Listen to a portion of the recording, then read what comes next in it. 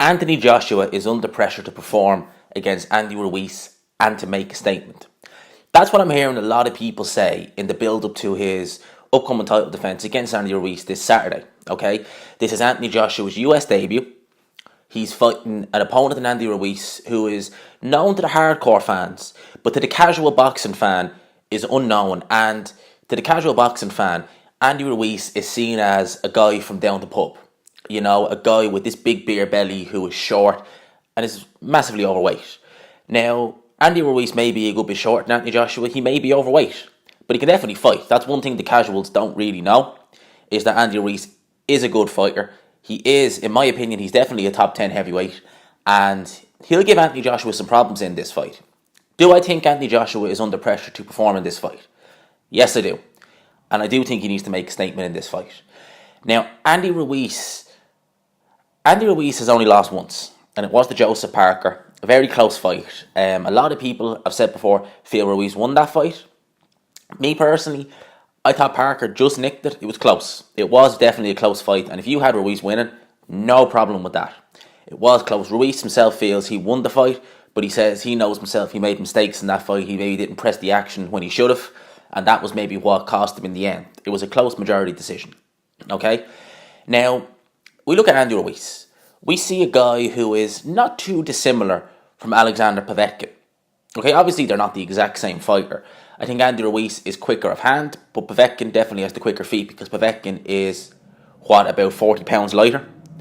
In terms of punching power, I would have to probably nick it to Povetkin. I think Povetkin just seems to be the more concussive puncher out of the two. Although that being said, Povetkin, a lot of his most memorable knockouts, David Price one not included, it's questionable whether that was just him with the knockout. I'll leave it at that. We all know what I'm referring to. Okay?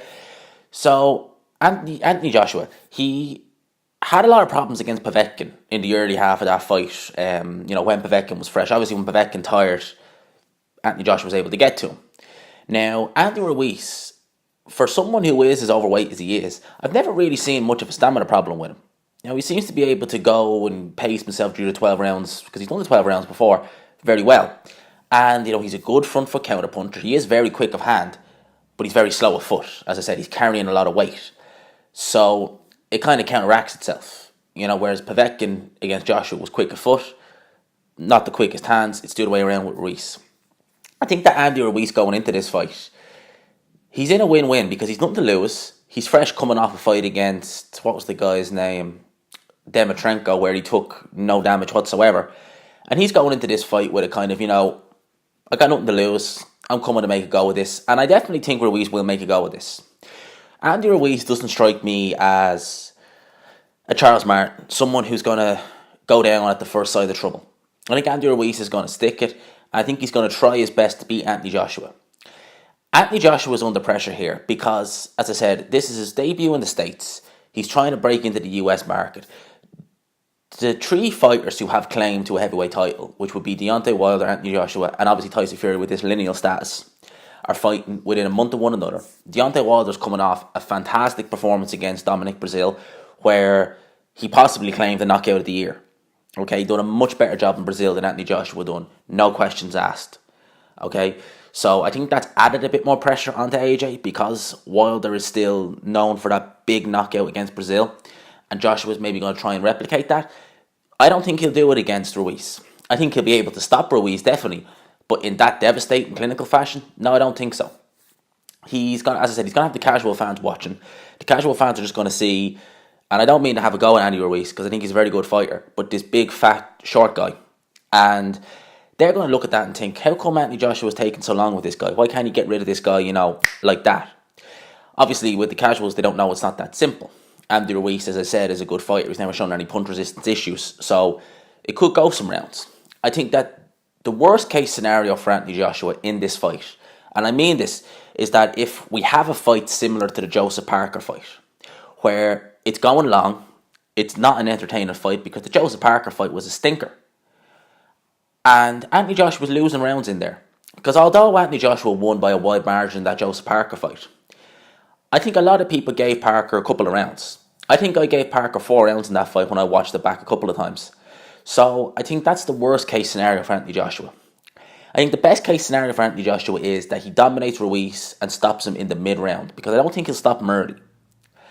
And they're the two scenarios I can see. Would Andy Ruiz beating Joshua be an upset? Yes, it would. Would it surprise me? Not necessarily. I do think Ruiz, as I said, he's a good fighter. He is a good fighter. But I think that Ruiz would need to be at his best and then some to beat Anthony Joshua, just in my opinion. Anthony Joshua, as I said, he's going to take the pressure of the fans into this fight, because I think it's not going to be all his own way. It's going to be in New York. There's going to be American fans who are going to be booing him. This is his first fight, in the States. The Zone will be here. The Zone have a lot of backing in Anthony Joshua. Sky as well, the UK fans, and Anthony Joshua, he needs to raise his profile in the US, because he's still not well known in the US like he is in the UK. Okay, he's amazingly well known in the UK, but he's not a Canelo. We can't go into the US and just everyone knows him. So Anthony Joshua has that kind of pressure. And as I said, he's pressured to make a statement in this fight. Do I think he'll do it? I think he will. I think Joshua's going to win this fight. I think he's going to stop Ruiz. I wouldn't know exactly when, but I definitely think it'd be kind of mid-ish rounds to stop Ruiz. And I think Joshua needs to, because if you look at this card, right, that's the most interesting fight, Joshua Ruiz. You look at the undercard, you got Callum Smith versus Hassan Adam.